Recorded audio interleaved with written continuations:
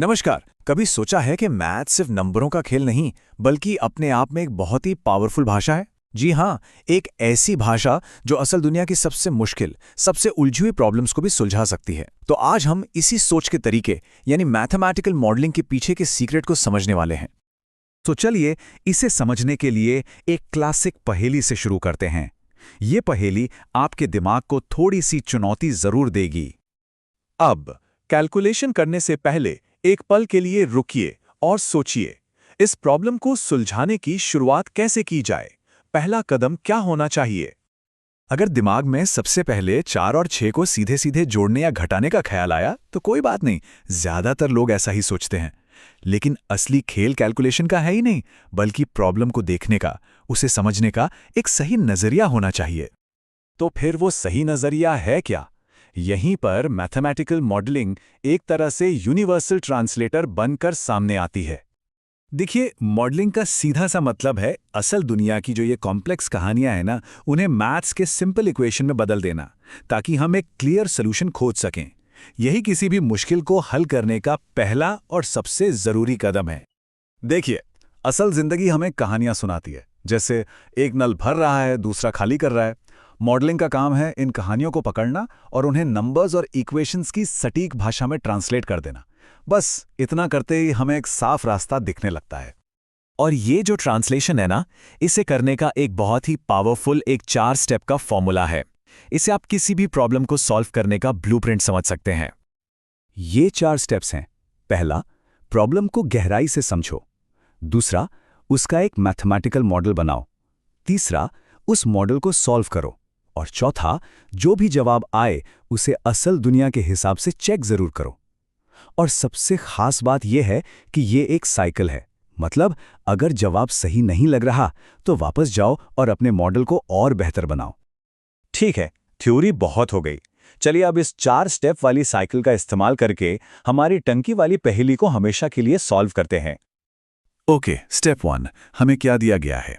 एक भरने की दर यानी 4 घंटे में पूरी टंकी, और एक खाली करने की दर यानी 6 घंटे में पूरी टंकी। और पूछा क्या है? दोनों नल अगर साथ चलें तो टंकी कितनी देर में भरेगी? सिंपल। अब आता है असली काम, ट्रांसलेशन का। हम इस कहानी को मैथ्स की भाषा में बदलेंगे, यानी शब्दों की जगह वेरिएबल्स और इक्वेशंस का इस्तेमाल करेंगे। यहां हम असलियत को थोड़ा सा सिंप्लीफाई करते हैं। मान लेते हैं कि पूरी टंकी की कैपेसिटी 1 यूनिट है। इसका मतलब भरने की दर हो गई 1/4 टंकी हर घंटे, और खाली करने की दर हो गई 1/6 टंकी हर घंटे। और हमारी सबसे बड़ी धारणा कि ये रेट्स स्थिर हैं, यानी बदल नहीं रहे हैं। एक बार जब हमारा मॉडल तैयार हो जाता है ना, तो मैथ्स का काम तो भाई एकदम आसान हो जाता है। हमें बस ये निकालना है कि हर घंटे टंकी में नेट पानी कितना भर रहा है, यानी भरने की दर में से खाली करने की दर को घटाना है। और ये छोटा सा हिसाब हमें हमारी नेट रेट बताता है। दोनों नलों के खुले होने पर पानी अंदर तो आ रहा है, लेकिन बाहर भी जा रहा है। इसीलिए टंकी हर घंटे अपनी कैपेसिटी का सिर्फ 1/12 हिस्सा ही भर पा रही है। तो अगर टंकी हर घंटे 12 भरती है तो पूरी टंकी को भरने में बिल्कुल सही पूरे 12 घंटे लगेंगे। लेकिन रुकिए, काम अभी पूरा नहीं हुआ है। अब आता है सबसे जरूरी स्टेप। हमें इस मैथमेटिकल जवाब को वापस असल दुनिया में ले जाकर देखना है कि क्या ये सच में लॉजिकल है। तो 12 घंटे, क्या ये जवाब लॉजिकल है? हाँ, बिल्कुल है, क्योंकि खाली करने वाला नल काम को धीमा कर रहा है। तो जवाब 4 घंटे से ज्यादा ही होना चाहिए था। मतलब हमारा मॉडल काम कर गया, साइकिल पूरी हो गई। और पता है, ये जो तरीका है ना, ये सिर्फ पानी की टंकियों के लिए नहीं है।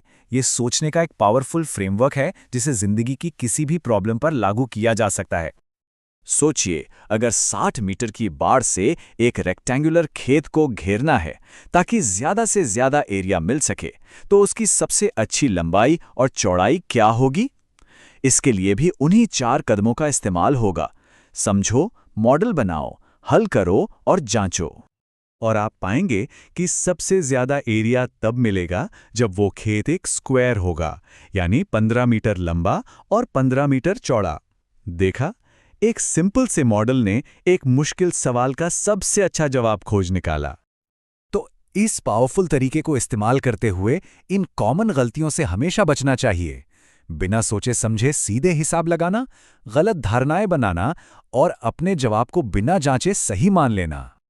तो याद रखिए, मैथमेटिकल मॉडलिंग का असली मकसद सिर्फ सही जवाब पाना नहीं है। इसका असली मकसद है हमारे सोचने के तरीके को एक स्ट्रक्चर देना, एक ढांचा देना। ये जो प्रोसेस है ना, असली जीत वही है।